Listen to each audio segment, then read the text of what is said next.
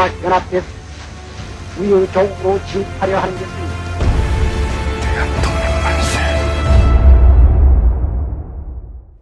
1920년대가 되면 우리의 민족 독립운동은 한 단계 더 발전해 나가기 시작하죠. 1919년 3.1운동을 계기로 해서 일제가 통치 방식을 소위 말하는 문화 통치 방식으로 바꾼 바 있습니다. 이에 따라서 어느 정도의 민족 독립운동은 조선총독부에 의해서 허용이 되는 경향이 있는데요. 그래서 1920년대는 여러 시기 중에서도 가장 활발하게 가장 다양한 형태의 민족 독립운동이 전개되는 시기이기도 합니다. 이에 따라 1920년대는 우리의 민족의 힘을 더 키움으로써 일제의 지배를 걷어내고 독립을 쟁취하자라고 하는 민족 실력 양성 운동을 필두로 하여 사회 각 부문별로 각 계층별로 여성들의 여성 운동, 청소년들을 중심으로 했던 소년 운동, 백정들의 신분 평등 운동이었던 형평 운동 같은 것들이 전개되기도 합니다. 또한 동시에 근현대사의 주도적인 계층으로 떠오르게 되는 학생들이 주도했던 60만세 운동, 그리고 광주 학생 항일 운동과 같은 학생 운동이 본격적으로 전개되어 나가기도 합니다. 이러한 가운데 1920년대 우리나라 독립운동을 주도하고 있었던 민족주의 계열의 다양한 독립운동가들과 사회주의 계열의 다양한 독립운동가들이 1927년에 이르게 되면 마침내 민족주의계와 사회주의계가 손을 맞잡는 민족협동전선, 민족유일당으로서의 신간회가 탄생하기도 하죠.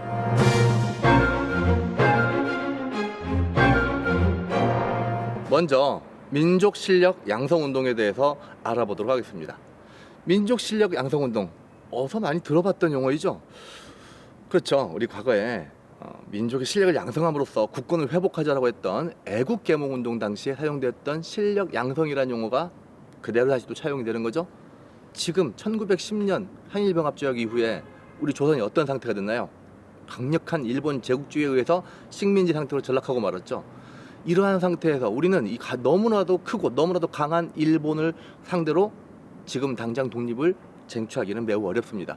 그래서 우리의 민족의 실력을 양성함으로써 후일에 독립을 쟁취하자라고 하는 민족 독립운동 형태가 실력 양성운동 형태일 텐데요.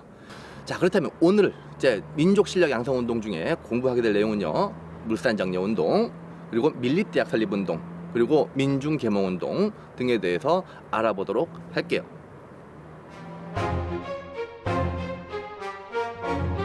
(1920년) 평양에서는 조만식 선생을 대표로 하는 민족주의 계열의 독립운동가들이 모여 조선물산장려회라고 하는 조직을 탄생시킵니다.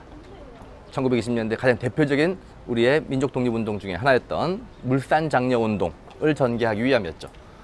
이 물산장려운동은 우리 조선 사람이 만든 것을 조선인이 직접 사용을 함으로써 민족의 경제적 역량을 보다 더 키워나가자라고 하는 민족운동이었었는데요. 당시 사용되었던 구호들을 보면 조선 사람 조선 것, 우리가 만든 것 우리가 쓰자와 같은 그런 구호들을 통해서 국산품의 장려, 국산품의 애용을 널리 장려하고 있음을 알 수 있습니다. 포스터도 하나 볼까요? 자스리가 옷든 만가리우. 당시는 한글 가로쓰기가 아니라 세로쓰기였기 때문에 한글에 읽는 순서도 오른쪽부터 읽어야겠죠. 우리가 쓴 것, 우리가 만든 것 우리가 쓰자라고 하는 이런 구호들을 통해서 국산품 장려 운동을 널리 확대해 나갔던 거죠. 순조롭게 진행되고 있었던 물산장려운동에 문제가 생기기 시작합니다. 무엇보다 일단 첫 번째, 당시 국산품을 만들어내고 있었던 수많은 민족 기업들이 사실 숫자가 그렇게 많지 않습니다. 공장 규모도 대단히 작은 편입니다. 따라서 국산품 애용운동을 하고 싶어도, 국산품을 사고 싶어도 공장에서 그만큼 다양하고 많은 제품들을 만들어내지 못했기 때문에 국산품의 수요를 공장들이 뒤따라가지 못했던 한계가 있었고요. 그리고 1910년대 토지조사 사업 이후에 심각한 경제적 어려움을 겪고 있었던 조선 농민들, 조선의 백성들 상당수는 비싼 가격에 조선인들이 만들고 있었던 고무신이며 광목이며 이런 걸 살만한 경제적 여유가 되지 못했다라고 하는 부분도 중요한 문제였습니다. 그리고 무엇보다 세 번째, 국산품에 대한 수요는 증가하는데 민족 기업에서 만들어내는 국산품의 양 자체는 공급 자체가 제한되기 때문에 국산품의 가격이 폭등을 합니다. 국산품의 가격이 폭등하자 순식간에 누가 이 큰 이익을 봤을까요? 그렇죠. 기업을 운영하고 있었던 민족 자본가들이 대단히 큰 이익을 얻게 되는데요. 사회주의자들이 이런 비난을 합니다. 물산장려운동은 자본가 계급의 이기적인 계급 운동일 뿐이라고. 이 물산장려운동을 통해서 결국 누가 이익을 얻느냐? 오로지 자본가 계급이라고 하는 사람들만 경제적 이윤을 추구할 뿐 대부분 조선인들이 얻는 것은 사실상 없다. 실제로 당시 민족 자본가들이 얻었던 그 수많은 이익들 중에 일부를 독립운동 혹은 노동자들에게 노동임금을 인상시키는 것 같은 피드백이 이루어졌느냐에 대해서는 상당히 의문일 수밖에 없죠. 결과적으로 물산정리운동은 벽에 부딪힐 수밖에 없었고 1920년대 중반이 넘어가면서 물산정리운동은 사실상 그 활동 자체가 어려워지는 상황에 직면하게 되는 거죠. 하지만 그럼에도 불구하고 물산정리운동은 1920년대 문화통치 시행되었던 가장 대표적인 우리의 경제적 실력 양성운동의 하나로서 우리 민족운동이 보다 더 활성화되는데 그 첫 단추를 끼웠던 운동 중에 하나로 우리는 분명히 기억을 해두어야 합니다. 1910년대 조선총독부에 의한 제1차 조선교육령은 조선인들에게 공장에서 일을 시켜 먹었을 때 그냥 응할 수 있을 정도의 최소한의 실업교육만 진행을 하죠. 제대로 된 의미 있는 고등교육을 시켜주지 않습니다. 그러던 일제가 1920년대 소위 문화통치가 시작되면서 제2차 조선교육령을 통해서 조선인들에게도 고등교육을 할 수 있는 가능성을 열어두게 되겠죠. 이것에 고무된 수많은 조선 독립운동가들이 바로 이곳 청계천변에 모여서 1922년 밀립대학 설립 기성회라고 하는 조직을 구성하고 본격적인 밀립대학 설립운동에 나서게 됩니다.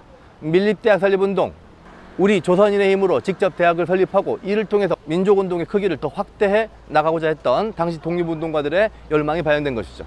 당시 이러한 밀립대학 설립운동은 수많은 사람들의 호응을 얻어 다양하고 활발한 형태의 모금 활동을 통해 가지고 밀립대학을 설립하기 위한 자금들이 엄청나게 빠른 속도로 모여 나가게 되는데요. 이런 도중 1924년 조선총독부는 경성제국대학령을 발표하고 이 땅 식민지였던 조선에 고등교육기관을 설립하게 됩니다. 경성제국대학이 설립됨으로써 밀립대학 설립운동은 한풀 꺾여버리게 되었고요. 조선총독부는 조선인들 가운데 식민지배에 활용할 수 있는 그런 지식을 양성하기 위한 것을 목표로 삼고 경성제국대학교를 개교하게 됩니다. 이 경성제국대학 자세히 좀 알아봐야겠습니다. 1923년 이상자 선생을 중심으로 한 조선밀립대학 기성회가 만들어지고 조선 내에서 고등교육을 요구하는 밀립대학 설립운동이 본격화되자 당황한 일제는 조선 민중들의 여론을 호도하고 밀립대학 설립운동을 좌절시키기 위한 목적으로 1924년 이곳 오늘날 대학로 자리에 경성제국대학을 개교시킵니다. 이 경성제국대학의 개교를 통해서 식민지 민중들이 요구하고 있었던 고등교육에 대한 열망을 일단 들어주는 척 제스처를 취했고요. 또한 동시에 식민지 경영을 하기 위한 하부 관료 계층을 양성하는 데 필요한 교육기관의 운영이라고 하는 측면에서도 조선총독부는 경성제국대학의 설립의 운영을 통해서 얻는 것들이 적지 않았다고 보시면 될 겁니다. 고등교육에 열망을 가졌던 수많은 조선의 젊은이들이 경성제국대학을 통해서 자신의 지적 기반을 한층 더 끌어올려 일제에 저항을 하는 민족 독립운동가로 성장하는 경우도 있었지만 식민 지배체제의 하부의 부속품으로 전락하여 일제가 원했던 대로 조선총독부의 부속품의 일부로 전락해버리는 그러한 지식인들도 적지 않게 있었다라고 하는 것이 경성제국대학의 숨길 수 없는 사실이기도 하죠.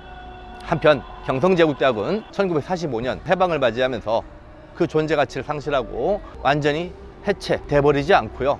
경성제국대학이 경성대학으로 이름 바뀌었다가 1948년 정부 수립 이후에 국립서울대학교로 바뀌게 됩니다.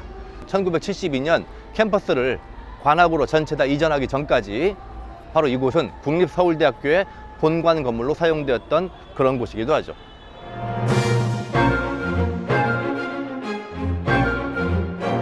이번에는 사회 각 부문별 운동에 대해서 알아보도록 하겠습니다. 여성운동, 요즘에 여성운동이 한국 사회에 되게 핫한 이슈 중에 하나이죠. 이미 1910년대, 20년대 거치면서 우리의 여성들이 독립운동의 한 주체로서 명확하게 자신들의 모습을 드러내고 본격적인 활동을 해나가기 시작합니다. 여성운동이 어떻게 전개되는지 알아보도록 하겠고요. 또한 동시에 이 땅에 성장하고 있는 수많은 어린이들이 하나의 인격체로서 존중받을 수 있는 그런 계기가 됐던 소년운동의 시작, 그리고 이 땅에서 가장 천대받는 직업 중에 하나였던 백정들이 자신들의 직업적 평등과 사회에서의 자신들의 이 땅에서 가장 천대받는 직업인 백정들의 직업적인 평등과 이 사회에 그들을 향한 모든 차별에 대한 항거였던 백정들의 형평운동에 대해서 순서대로 알아보도록 하겠습니다. 이곳은 조선여자기독청년회, 즉 YWCA가 있었던 것입니다. YWCA란 Young Women Christian Association의 약자이죠. 그렇죠? 우리나라만 있는 기독교 단체가 아니고요. 전 세계적으로 존재하는 청년 기독교 단체인데요. 당시 우리나라에 여성들의 지위가 심각하게 제한되고 낮았던 것에 대한 여건을 신장하기 위한 다양한 노력을 기울였던 조선여자기독청년회는 1920년대 중반 이후에 일제 식민지배에 대한 거센 저항의 사회운동을 전개해 나가기도 하는데, 그러던 도중 1927년 사회주의 계열의 대표적인 여성운동단체였던 조선여성동우회와 함께 힘을 모아서 이른바 민족협동전선으로서의 여성단체의 통합을 이뤄나게 됩니다. 그것이 1927년 근우회의 탄생이죠. 1927년 여성운동계의 민족유일당으로서 근우회가 탄생합니다. 기존에 활동하고 있었던 민족주의 계열의 대표적인 단체였던 조선여자기독교청년회 YWCA, 그 다음에 사회주의 계열의 대표적인 여성단체였던 조선여성동우회와 같은 단체들이 결합을 합니다. 이것은 1927년 신간회와 같은 맥락에서 좌익과 우익 사이에 이른바 좌우합작의 필요성에 따라서 형성되었던 여성운동 계열의 민족협동전선, 즉 민족유일당이었죠. 1927년 탄생했던 근우회는 여성운동의 중요한 맥락들을 한 단계 더 끌어올리는 역할들을 하게 되는데요. 이때 당시 근우회 활동 주요 강령들을 보면 조혼의 금지, 결혼의 자유와 같은 항목들이 있습니다. 이미 조혼 금지가 1894년 갑오개혁 때 이루어졌음에도 불구하고 아직도 조선사회에 여전히 조혼이 강요되고 있었음을, 그 다음에 여성들에게 결혼의 자유가 없이 가부장적인 사회 분위기 속에서 결혼이 강요받고 있는 사회였다라고 하는 것을 미루어 짐작해 볼 수 있는 요소들 중에 하나라고 하겠죠. 이에 비해서 근우회는 여성들의 주체적인 사랑의 권리와 결혼의 주체로서의 자신들의 권리에 대한 인식이 이 시기부터 분명히 나타나고 있었음을 확인시켜주는 부분이기도 합니다. 한편 일제 식민 통치에 대한 항일 운동단체로서의 근우회 활동이 전국적으로 약 70여 개의 지회를 두면서 각 지역의 강연회와 항일 의식을 갖는 여성들을 확대해 나가기 위한 그런 노력들을 경주해 나가게 되는데, 1931년 신간회라고 하는 민족유일당이 결국 해소되면서 좌익과 우익 사이의 협동단체였던 근우회 역시 1931년에 해소의 절차를 밟게 됩니다. 여러분들이 매해마다 기다리는 날 중에 하나가 5월 5일 어린이날이 있습니다. 어린이날을 만든 분은 여러분들도 알고 있다시피 소파 방정환 선생이란 분인데요. 방정환 선생님이 천도교도였다는 사실을 아는 사람들은 많지 않습니다. 방정환 선생님은 천도교의 제3대 교주, 즉 동학의 제3대 교주인 손병희 선생의 사위로서 대우를 제대로 받지 못하고 있었던 어린아이들에게 하나의 인격체로서의 대우를 해줘야 한다고 하는 주장을 함으로써 우리나라에서 어린이의 고귀한 인권에 대한 고민을 처음 만들어냈던 그런 분이었던 거죠. 1923년 경상도 진주에 백정들이 모여듭니다. 그들 백정들의 사회적 지위를 보장받기 위한 형평운동을 전개하기 위함이었죠. 백정들은 1923년 경상도 진주에서 조선형평사라고 하는 조직을 만들고 형평운동이라고 하는 사회운동을 본격적으로 전개하게 되는데요. 형평운동, 형자가 저울형자이죠. 평자는 평범할 평자, 형평, 저울과 같이 평등한 그런 세상을 원했던 당시 조선의 백성들은 1894년 갑오개혁 때 신분제도가 법률적으로 제도적으로 완전히 폐지되었음에도 불구하고 여전히 자신들 백정들을 바라보는 사회적인 차별의식과 실질적인 차별에 대한 강력한 저항과 거부 의사를 본격적으로 밝히기 시작한 거죠.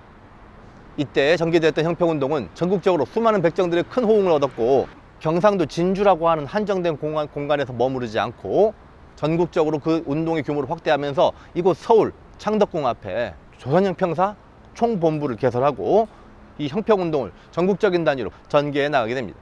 일제강점기에 수많은 독립운동 가운데 일제 식민 통치에 대한 저항뿐만 아니라 사회적 평등의 확대를 요구했던 민족운동의 형태들 가운데 하나가 백정들의 형평운동이었던 거죠.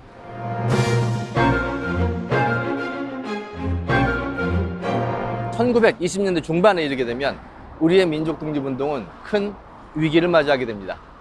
해외에서 힘을 모아서 결성되었던 대한민국 임시정부가 1923년 국민대표자 회의를 거치면서 큰 위기에 놓였던 사실은 이미 우리가 공부해서 알고 있습니다. 한편 국내에서는 사회주의 운동 세력이 점점 확대되면서 사회주의계와 민족주의계 사이의 어떤 대립과 갈등이 본격적으로 확대되는 가운데 민족주의계 내부에서도 큰 갈등이 이제 번져져 나가기 시작하는데요. 특히 1920년대 민족 실력 양성 운동인 물산장려 운동, 밀립대학 설립 운동과 같은 실력 양성 운동이 사실상 실패 혹은 중단 상태에 이르게 되면서 민족주의계 내부에 큰 혼란과 고민이 본격적으로 촉발되는 중요한 계기가 됩니다. 그러하던 1924년 춘원 이광수는 동아일보에 민족적 경륜이라고 하는 논설을 발표하면서 민족주의계의 중요한 논란을 촉발시키게 되는데요. 바로 뒤로 보이는 동아일보사에서 게재됐던 논설 민족적 경륜의 주요 내용은 다음과 같습니다. 이 논설 내용을 통해서 춘원 이광수는 우리 조선민족이 일제강점 이후로 정치활동이 사실상 불가능해진 이유가 무엇보다 이 조선총독부에 의한 일제에 의한 정치활동에 대한 금지라고 하는 것도 중요한 원인이기도 하겠지만 우리 민족독립운동 내부에도 그 원인이 있다고 판단하면서 그 원인을 일제가 우리한테 제공할 수 있는 정치적인 활동의 범위조차도 아예 수용하지 않고 심지어는 더 나아가서는 현재 일제가 우리를 식민 지배하고 있다는 사실 자체를 인정하지 않음으로써 독립운동 자체가 아예 필요 없다는 식의 극단적인 절개의식이 우리 조선민족이 정치활동을 할 수 없게 되는 중요한 원인이 되었다라고 춘원이 광수는 판단했던 것이죠. 그래서 춘원이 광수는 현실적으로 조선총독부가 지배하는 이 식민지배 상태에서 일제가 허용하는 범위 내에서 자치운동 혹은 참정권운동이 가능하다면 조선총독부가 오케이 한다면 적어도 그것으로부터 조금씩 낮은 수준이지만 우리의 정치적 활동을 본격적으로 전개하면서 결국 장기적으로는 우리의 정치적 역량을 키워서 언젠가는 우리가 독립할 수 있는 준비를 해 나가야 된다라고 봤던 것이 당시 춘원 이광수의 생각이었던 거죠. 하지만 이것은 적어도 민족주의계 내에 큰 파문을 일으키게 됩니다. 자치론에 관련된 주장들은 결국 일제와 어느 정도 손을 잡자, 일제와 협력 관계를 맺음으로써 우리의 정치적인 독립이 가능하지 않겠나라고 하는 그런 주장이었기 때문에 당시 상당수 민족주의자들에게 있어서는 이것은 마치 식민 지배를 인정하고 일제와 싸우지 않겠다라고 하는 판단으로 해석되었던 것이죠. 당시 대부분의 민족주의자들은 이광수와 최린과 같은 이른바 자치론자들을 기회주의자, 일제와 타협하려고 했던 기회주의자라고 규정지으면서 그들과 함께 독립운동을 할 수 없다라고 하는 판단을 하기 시작합니다. 그래서 드디어 민족주의계는 일제와 타협하려고 했던 타협적 민족주의자와 일제와 1도 타협할 수 없다라고 하는 강력한 의지의 비타협적 민족주의자 사이에 치열한 갈등으로 확산되었고 이것은 사회주의계와의 새로운 협동의 모색을 할 수 있는 중요한 계기가 되기도 합니다.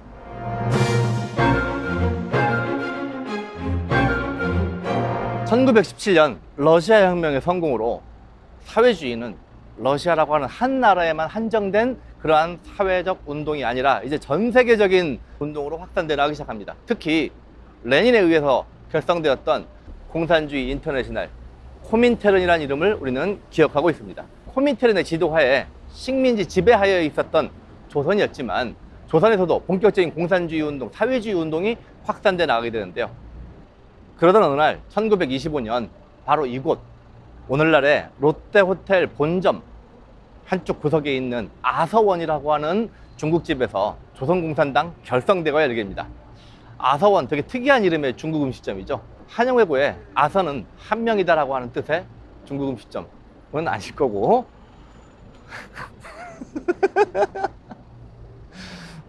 이곳 중국 음식점 아서원에서 드디어 이 땅 조선에도 공산주의를 목표로 하는 정당운동이 만들어지고 본격적인 활동을 개시하게 됐던 거죠.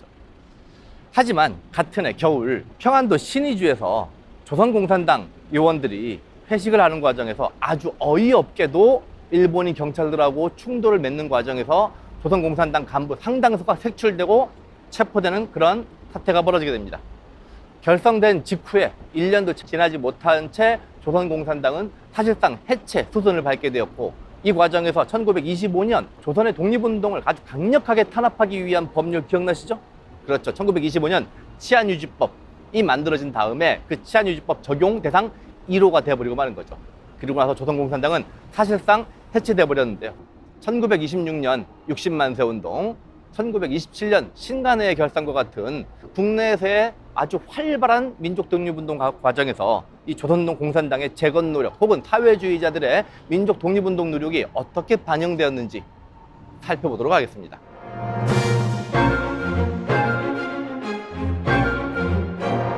1926년 대한제국의 마지막 황제셨던 손종 황제께서 승하하십니다. 대한제국의 맨 마지막 황제였던 손종 황제가 돌아가시자 그의 장례식을 계기로 해서 다시 대대적인 만세운동을 준비하기 시작합니다. 과거에 우리는 고종 황제의 장례식을 계기로 해서 1919년 3.1 만세운동을 준비했듯이 다시 한번 그 3.1 만세운동을 떠올리면서 대대적인 만세운동을 준비하게 되는 거죠. 천도교로 대표되었던 민족주의계와 조선공산당으로 대표되었던 사회주의 계열의 대표자들이 모여 1926년 60만세 운동을 준비하던 도중 이 사실이 일본 경찰에 의해서 발각됨으로써 양측 지도부 대부분이 검거되는 사태가 벌어집니다.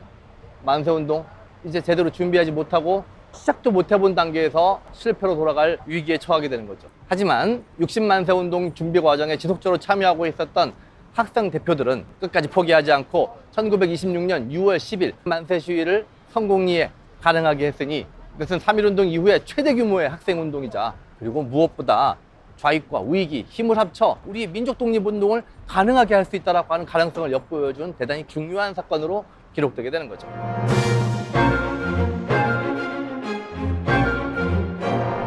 (1920년대) 전 세계적으로 공산주의 운동이 확산되는 가운데 공산주의 인터내셔널 즉 코민테른에서 조선에 있었던 독립운동가들을 적극적으로 지원했었다라고 하는 얘기는 이미 앞에서 한 바 있습니다.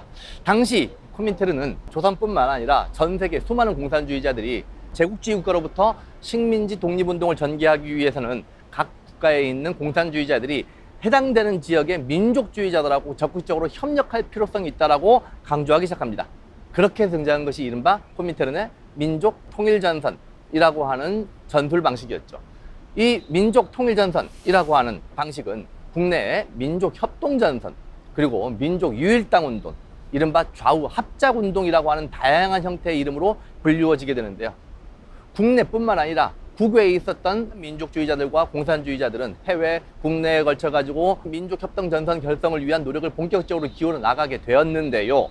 그 중에 1926년 60만세 운동을 준비하는 과정에서 우리는 한번 가능성을 엿보았습니다. 당시 준비 과정에서 조선공산당과 그리고 민족주의계가 협력해서 대규모 만세운동을 준비하다가 안타깝게 체포되었지만 그럼에도 불구하고 그 협력의 가능성에 대해서 우리는 한번 확인을 한 바 있었죠. 그 결과 60만세 운동 이후 민족주의계와 사회주의계 사이에 협력에 대한 노력이 최초로 이루어진 곳이 바로 이곳 을지로 입구역 근처에 있었던 조선민흥회였습니다. 최초의 민족협동전선이라고 할 수 있겠죠. 하지만 이 조선민흥회가 최초의 민족협동전선임에도 불구하고 사회주의계의 여러 계파 중에 하나였던 서울청년회 그리고 민족주의의 여러 계파 중에 하나였던 물산장려회라고 하는 소수 계파끼리의 민족협동전선이었다는 측면에서 그 의미는 한계가 있을 수밖에 없었는데요. 그해 겨울 바로 이곳 안국역 근처 정우회라고 하는 단체가 만들어지는데요. 이 정우회에서는 좌우합작, 즉 민족통일전선의 필요성을 강력하게 주창하는 정우회 선언이라고 하는 것이 발표됩니다. 정우회 선언에 따르자면 그 민족주의적 세력에 대해서는 그 부르주아 민주주의적 한계를 분명히 하고, 즉 당시 민족주의가 지향했던 바가 프롤레타리아 계급을 끌어안을 수 없는 자본가 계급을 옹호하는 부르주아적 그런 성질이 있다라고 하는 한계가 있음을 분명히 하는 것을 전제로 해서 우리와 과정적 동맹을 맺을 수 있음을 충분히 인정할 부르주아적 민주주의적 한계를 분명히 인식하는 전제 하에 과정적인 측면에서는 동맹자로서의 성질을 우리가 인식해야 된다라고 하는 얘기. 자, 이게 무슨 얘기일까요? 사회주의자든 민족주의자든 결국 공통적으로 추구하는 바가 있습니다. 그것이 바로 조선의 독립이죠. 우리 민족의 독립입니다. 그래서 우리 민족의 독립을 위해서라면 아무리 민족주의자지만 혹은 사회주의자이지만 조선의 독립을 위한 그 과정상의 동맹자로서는 충분히 동지로서 역할을 할 수 있다라고 하는 측면을 주목을 해야 된다라고 하는 것이죠. 한편 세 번째, 대중의 개량적 이익을 위해서라도 이전의 소극적인 태도를 버리고 분연히 싸워야 할 것이다 라고 하는 내용은 지금까지 공산주의자들, 즉 사회주의자들이 오로지 프롤레타리아 혁명이라고 하는 거대한 대의만을 이야기했을 뿐 실제로는 일반 조선 대중들의 아주 실질적이며 실용적인 이익을 위해서 활동한 바가 별로 없었다는 거죠. 그래서 이 기회에 민족주의자와 사회주의자가 함께 손을 잡음으로써 우리의 공통의 목표인 민족의 독립을 쟁취하는 것과 동시에 일반 대중들에게 필요한 실용적이며 실질적인 이해관계를 달성하기 위한 노력도 동시에 경주해 나가자라고 하는 것이 정우회 선언의 기본적인 맥락이라고 하겠습니다. 사회주의계 내에서의 주요 세력이었던 정우회가 좌우 간의 협력의 필요성을 제기한 이 정우회 선언을 계기로 해서 1927년 이후 본격적으로 좌우합작 운동, 즉 민족통일전선 혹은 민족협동전선 혹은 민족유일당 운동의 필요성이 강력하게 제기됨으로써 1927년 드디어 신간회라고 하는 일제강점기 최대 규모의 좌우합작 단체가 탄생하기에 이르게 된 거죠. 1920년대 코민테른에 의한 민족통일전선 운동의 전개, 그리고 1926년 60만 세 운동을 준비하는 과정에서 좌익과 우익이 보여주었던 협력의 가능성, 그리고 1926년 드디어 결성되었던 조선민흥회라고 하는 최초의 민족협동전선과 이에 뒤이어 1926년 겨울에 발표되었던 사회주의 계열 단체였던 정우회 선언을 통한 민족통일전선의 필요성이 제출되면서 1927년 드디어 신간회라고 하는 우리 민족 독립운동 사상 최대 규모의 민족협동전선, 즉 민족통일전선이 바로 이곳 탑골공원 건너편에 만들어지게 됩니다. 이곳에 자리 잡았던 신간회는 당시에 명실상부한 최대 규모의 좌우합작 단체로서 민족유일당으로서 크게 세 가지 행동 강령을 제시하게 되는데요. 신간회 강령 첫 번째, 우리는 정치적, 경제적 각성을 촉구한다. 당시 조선의 인민들을 통해 가지고 정치적인 각성, 경제적인 각성을 통해서 일제의 식민 지배가 얼마나 정치적으로 부당한지, 일제의 식민 지배를 통해서 우리가 얼마나 경제적으로 수탈을 당하고 있는지에 대한 인식을 분명히 하겠다라고 명시했고요. 두 번째, 우리는 단결을 공고해야 한다.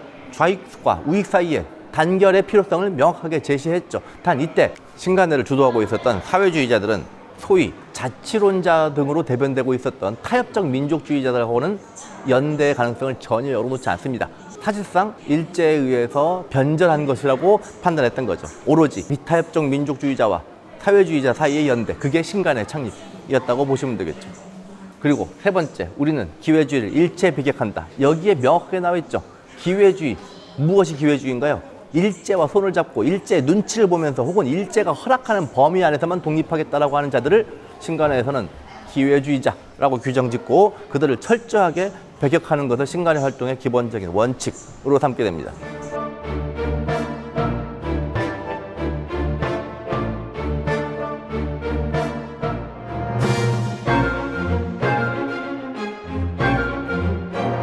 (1926년) 전라도 나주에서 광주로 등교하고 있었던 통학기차 안에서 한 조선인 여학생이 일본인 남학생들로부터 희롱당하는 사건이 벌어집니다. 이때 이것을 제지하는 과정에서 조선인 남학생들과 일본인 남학생 사이에서 물리적인 충돌이 빚어지게 되는데요. 당시 학교 선생님들은 어떤 반응을 보였을까요? 일본인 교사들 다 누구 편 들어줬나요? 일본 학생들 편만 들어줬겠죠. 그리고 이 사건을 조사하는 과정에서 일본 경찰들이 일본인 학생들 편만 편파적으로 들어줌으로써 조선인 학생들의 감정이 폭발하는 그런 중요한 계기가 됩니다. 그래서 이 사건은 단순히 한 여학생에 대한 성적 희롱의 문제가 아니라 그 이상으로 확대되면서 광주 시내 전역으로 한국인 학생들과 일본인 학생들 사이에 전면적인 물리적인 충돌로 이어져 나가게 되죠. 얼마 지나지 않아 전라도 나주, 목포 등지로 확대되면서 광주에서의 학생들의 걸기는 전라도 전 지역으로 확대되었을 뿐만 아니라 그해 12월이 되면 경성 지역, 오늘날 서울 지역까지 확대됩니다. 전국에 걸쳐서 194개 학교, 그리고 무려 5만 4천 명이나 달하는 학생들이 참여하는 대규모 시위로 확대되었는데요. 이것은 1919년 3.1운동 이후에 최대의 학생운동이자 독립운동으로 기록되는 1929년 광주학생 항일운동이었습니다. 1920년대 이후에 지속적으로 조선인 학생들 마음속에 쌓이고 있었던 식민지 교육에 대한 대단히 차별적인 교육에 대한 그런 분노가 결국 이 사건을 조사하는 과정에서 보여줬던 학교 당국, 교사, 그리고 경찰 측의 차별적인 대우로 폭발해서 나오게 된 사건이죠. 또한 동시에 당시 광주 학생 항일 운동이 전국적으로 확산돼 나가고 있는 이 상황을 주목하고 있었던 당시 최대 규모의 민족 독립운동 단체였던 신간회가 광주 학생 항일 운동을 민중대회라고 하는 일반 학생 운동의 차원에서 한 단계 더 뛰어넘어서 조선 백성 모두가 참여하는 대대적인 국민적 저항으로 만들어 나갈 계획을 세우게 되죠. 하지만 일본 경찰에 의해서 민중대회 준비 과정이 사전에 발각됨으로써 신간회의 간부 다수가 체포되는 불행한 사태가 벌어지게 됩니다. 신간회 창립 이후에 최대 위기였죠.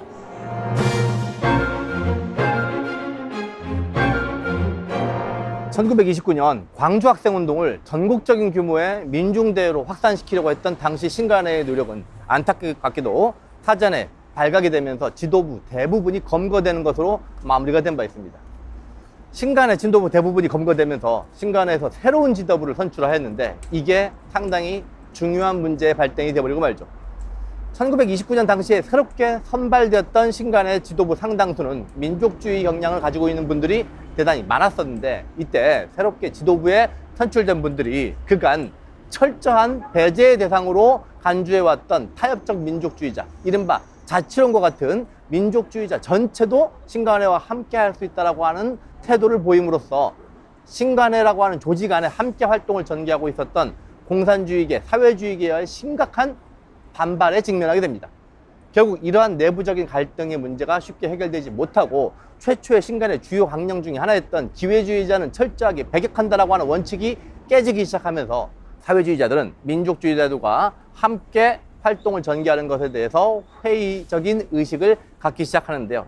때마침 중국 내에서 제1차 국공합작이 장제세 국민당에 의해서 일방적으로 파기됨으로 인해서 국공합작이 깨지는 걸 지켜보고 있었던 공산주의 인터내셔널, 즉 코민테른에서는 전 세계 수많은 공산주의자들에게 반드시 민족통일전선을 유지할 필요는 없으며 오히려 공산주의자 혹은 사회주의자의 독자적인 활동을 강조하는 노선의 변화를 일으키게 됩니다.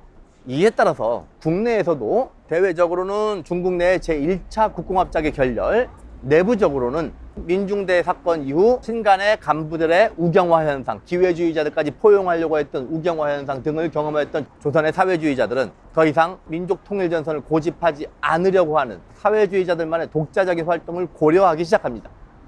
1931년 결국 신간회 내에서 활동하고 있었던 사회주의자 상당수는 민족주의자들과의 민족협동전선을 포기하고 신간회를 해소시킴으로써 보다 더 한 단계 더 업그레이드된 계급투쟁, 프롤레타리아 계급의 진정한 계급투쟁으로 확대해 나갈 것을 결의하게 됩니다. 그렇게 1931년 신간회는 해소하게 되죠.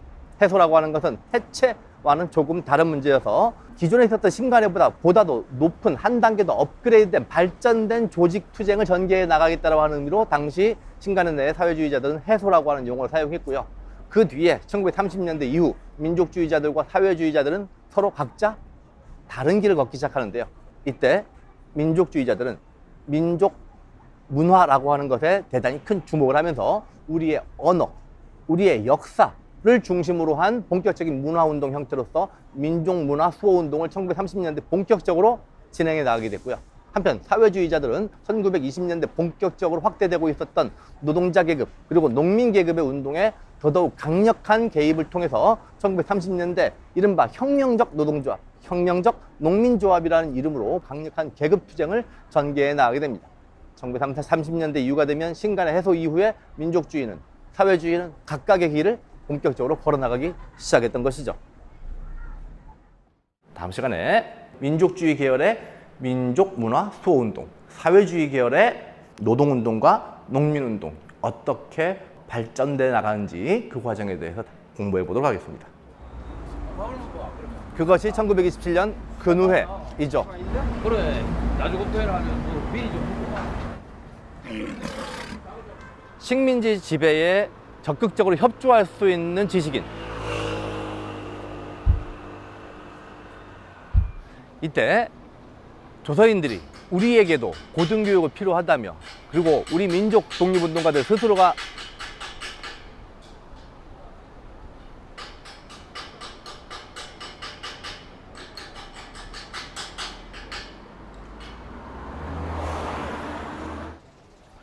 천구